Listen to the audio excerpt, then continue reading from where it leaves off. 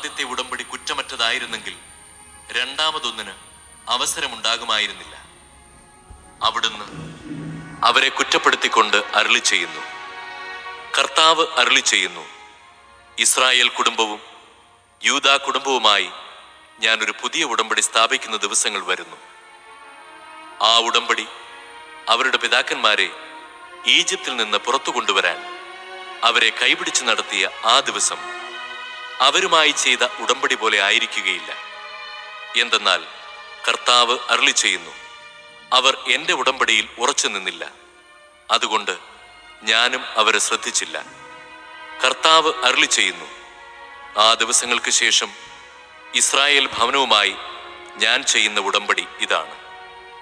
എൻ്റെ നിയമങ്ങൾ അവരുടെ മനസ്സിൽ ഞാൻ സ്ഥാപിക്കും, അവരുടെ ഹൃദയത്തിൽ ഞാൻ അവ ആലേഖനം ചെയ്യും.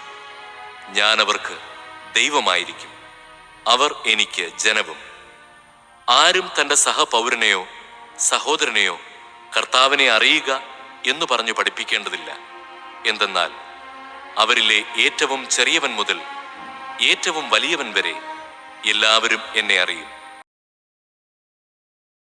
താമസിച്ചു.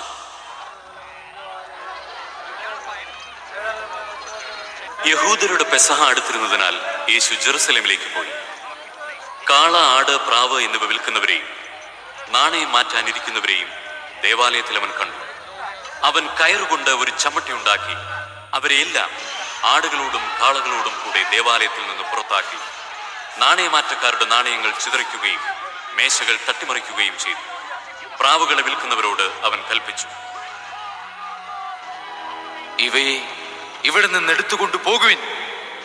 എന്റെ പിതാവിന്റെ ആലയം നിങ്ങൾ കച്ചവട സ്ഥലമാക്കരുത്. അവിടുത്തെ ആലയത്തെക്കുറിച്ചുള്ള തീഷ്ണത എന്നെ വിഴുങ്ങിക്കളയും എന്നെഴുതപ്പെട്ടിരിക്കുന്നത് അപ്പോൾ അവന്റെ ശിഷ്യന്മാർ അനുസ്മരിച്ചു. യഹൂദർ അവനോട് ചോദിച്ചു, ഇത് ചെയ്യാൻ നിനക്ക് അധികാരമുണ്ടെന്നതിന് എന്തടയാളമാണ് നീ ഞങ്ങളെ കാണിക്കുക? നിങ്ങൾ ഈ ദേവാലയം നശിപ്പിക്കുക, 3 ദിവസത്തിനകം ഞാൻ അത് പുനരുദ്ധരിക്കും. ഈ ദേവാലയം പണിയാൻ 46 സംവത്സരമെടുത്തു. വെറും 3 ദിവസത്തിനകം നീ അത് പുനരുദ്ധരിക്കുമോ?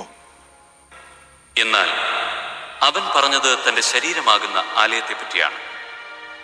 അവൻ മരിച്ചവരിൽ നിന്ന് ഉയർപ്പിക്കപ്പെട്ടപ്പോൾ അവന്റെ ശിഷ്യന്മാർ അവനിത് പറഞ്ഞിരുന്നുവെന്ന് ഓർമ്മിക്കുകയും അങ്ങനെ വിശുദ്ധ ലിഖിതവും യേശു പ്രസ്താവിച്ച വചനവും വിശ്വസിക്കുകയും ചെയ്തു.